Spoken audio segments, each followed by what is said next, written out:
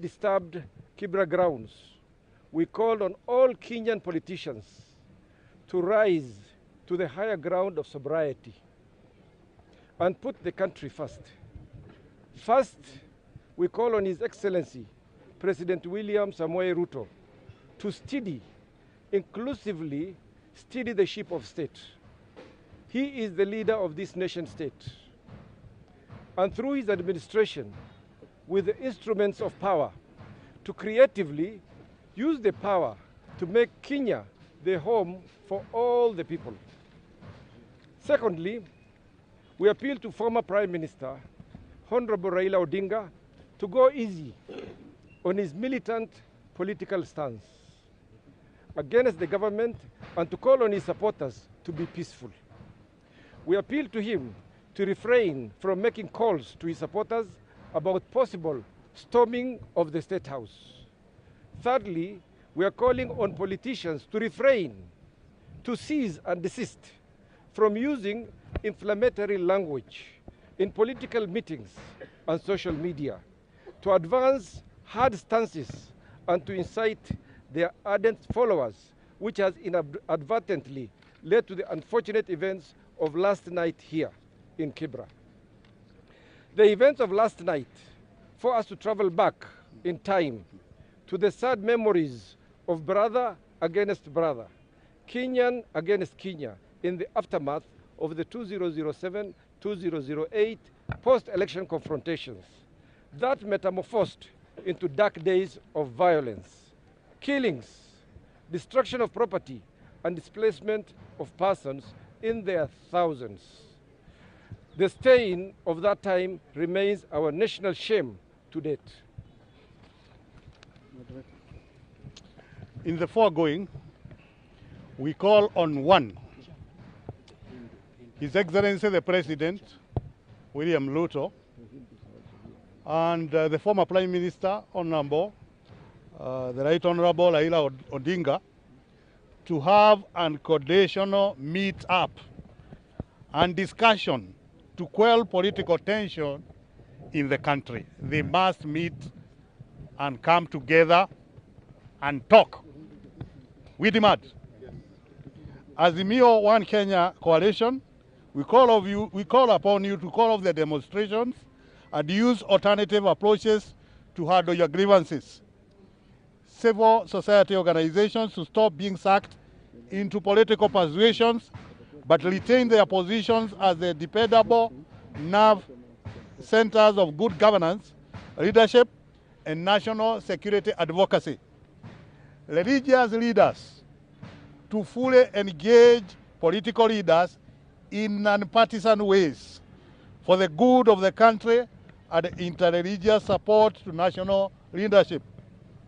Media to engage, pursue non-partisan, non-aligned coverage and the reporting of political events so that media reporting and coverage is not misconstrued to fund political motives. Politicians to immediately stop aggressive political mobilization aimed at destabilizing national peace and security. National Security Council to intervene and direct the state of internal threats to national security without further delay. Well-wishers to join the Interreligious Council of Kenya in rebuilding the destroyed property and restore families here in Kibera to a better state of living. Thank you. Thank you, moderator. We are also here as a community of faith. The Hindu community is also here with us. So we are the Christians, the Muslims, and the Hindu communities. I know we do have a commissioner from NCIC, and if you allow, we can give him a minute. Then we'll also have Dr. Arson Irungu from Amnesty International. Please come forward, if you kindly. And then after them, we'll mention who is next. Please come. All right. Thank you all. My name is Danvas Makori. I'm a commissioner at NCIC. First and foremost is to thank the Inter-Religious Council of Kenya, RCK, for your quick and timely action in nipping the bud and preempting more chaos in this lovely place of Kibera. We worked closely with RCK for a long time during the election, before the election and after the election, and that's why also we are here together. But our mandate, of course, is to, as you know, is cohesion, especially within our religious communities, and that's why we work closely with RCK in matters of peace and cohesion in our country. Mine is very brief, and I'm going to just use this analogy, which most of you know, of an example which has been given of where black ants and red ants were put in a jar, and they are very okay. And when somebody shook that jar, the black ants and the red ants started killing and fighting each other, and you know the analogy. It is quite clear for a long time the residents of Kibera, you know, they've lived in peace. We work here closely many times. We've been here on the ground many times. As a matter of fact, even before the election, we had numerous meetings here within the communities, within the faiths. There's been, for a long time, has been peace. But somebody decided to shake the jar yesterday, so that the black ants and the red ants start fighting and almost killing each other in this place. So for us as a commission, we condemn that strongly.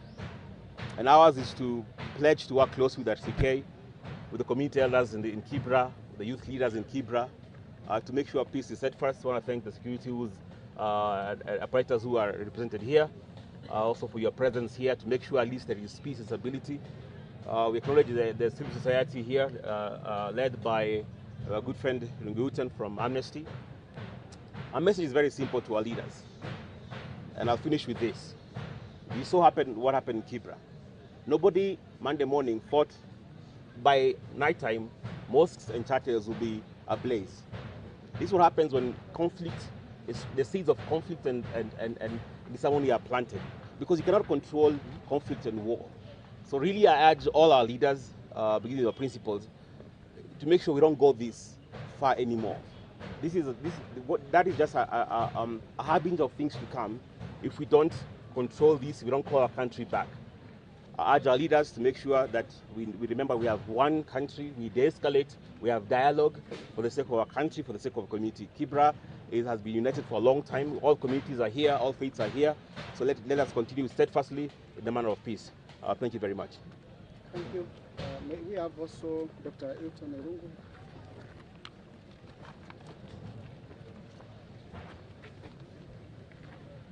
Back a little bit.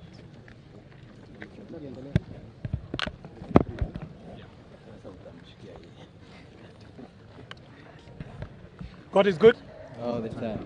Alaikum salam. Assalamu alaikum. Wa alaikum. Assalamu alaikum.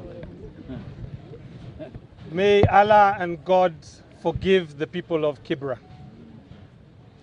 To have two places of worship destroyed in less than a few hours between each other means that there is something very deep that needs to be exercised, that needs to be removed from our culture of politics.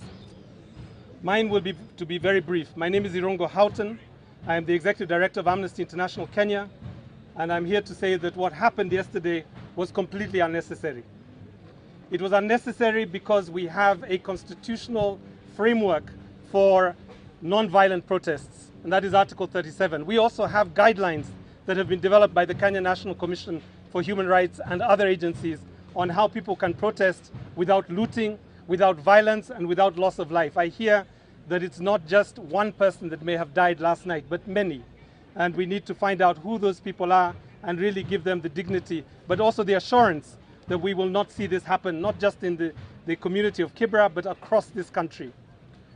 Last night, Luos lost their businesses, they lost their garages, Nubians lost their businesses, Kisis were attacked, Kikuyus lost their kiosks, and all people of God suffered.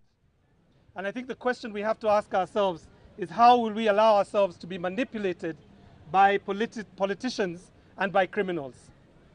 I need to ask this question particularly because the National Police Service are here. Where were the police last night in Kibera? Where were the police last night in the rangelands, the northern rangelands? Where were they in Spectre? And if they were there, let the police tell us. We saw a lot of police in Dagoretti North, And the question we have to ask the Inspector General is, all Kenyans, do they deserve protection or just some Kenyans? So we need to see a change in policing strategy in the course of the next 2 days, because Thursday is the next date that we have for Mandamano. So we have to see protection restored to the people of Kibera. Lastly, I just want to say that for the people of Kibera, the Christians and the Muslims, these, I think we have heard already, these are not buildings. They are places of worship, and they are sacred places of God and Allah. Can we ask, is it too much to ask the Muslims to cross that river and help Christians rebuild their church? Can we ask the Christians to cross that river and rebuild the mosque? And if you do that, the human rights organizations, I pledge, we will come personally to help you rebuild your places of worship and to restore dignity and the right to worship for this area. Allow me just very quickly to introduce Hussein Halid, the Executive Director of Haki Africa. He is a human rights defender like myself, and he came without any invitation like myself today. Very, very briefly, Assalamu alaikum. Amani ya Bwana iwe juu yenu. Tumekuja hapa kuungana pamoja na mashirika ya kidini kusema kwamba tutashikamana na wao kuhakikisha amani imeweza kupatikana, sio Kibera peke yake, lakini katika nchi yetu hii. Tumesikia walivyotaka mashirika kuwa ni makundi ya kutetea haki na kutosimamia upande wowote ule. Na kama mashirika ya kutetea haki za binadamu, tutachukua mwito huo.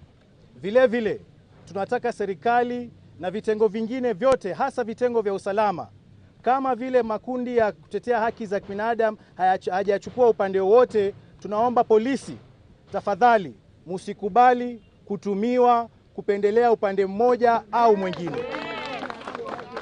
Hawa wakazi wa Kibera hawajafanya makosa yoyote. Walikuwa na haki ya kulindwa na polisi. Walikuwa na haki msikiti na kanisa kulindwa na polisi. Kwa hivyo tunaomba polisi wetu, kama vile mashirika ya kidini yameomba civil society kuwa neutral, tunaomba vile vile vitengo vya usalama, you must be neutral. Wananchi wanapowahitaji, tafadhalini polisi, muwe haraka kuweza kufika, kuzuia ghasia kutokea, kuzuia loss of life, kuzuia loss of property. Kama alivyosema mwenzangu, this was absolutely unnecessary.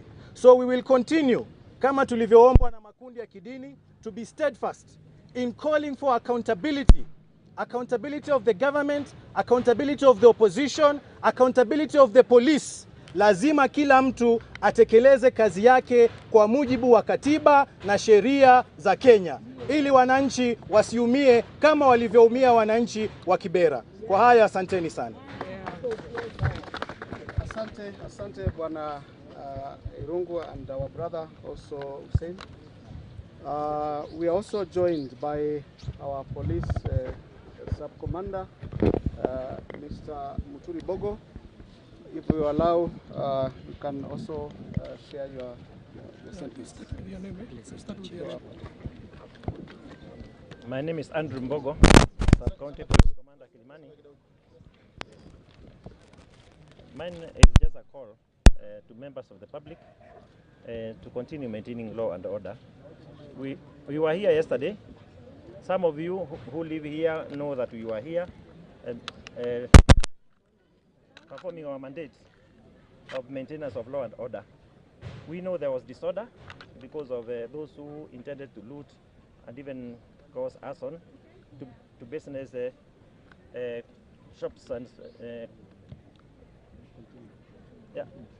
What I'm calling upon, mine is just a call that to members of the public to maintain law and order, as we also enforce the same.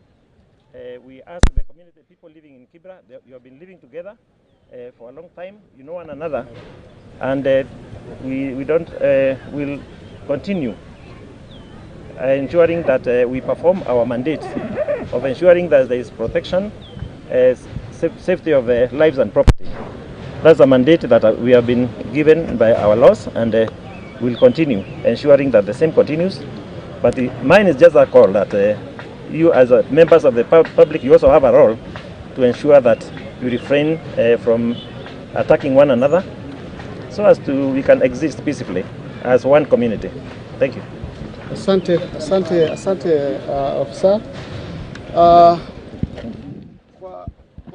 Kwa matamshi hayo ambayo ama maneno ambayo yamesemwa hapa, tunawasihi jamii ya wanaoishi hapa Kibera waweze kuishi kwa amani. Mnakubali hayo? Watu wa Kibera mnakubali amani? Asante. Wananchi, sasa tunawasikia.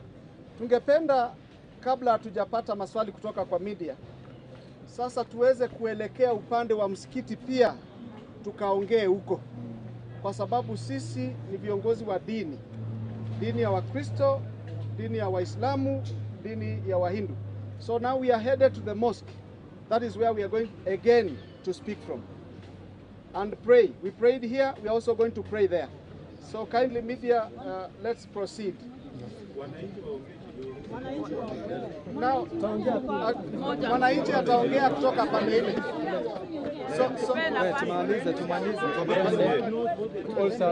Yes, we are going to give nafasi tukienda kwa msikiti.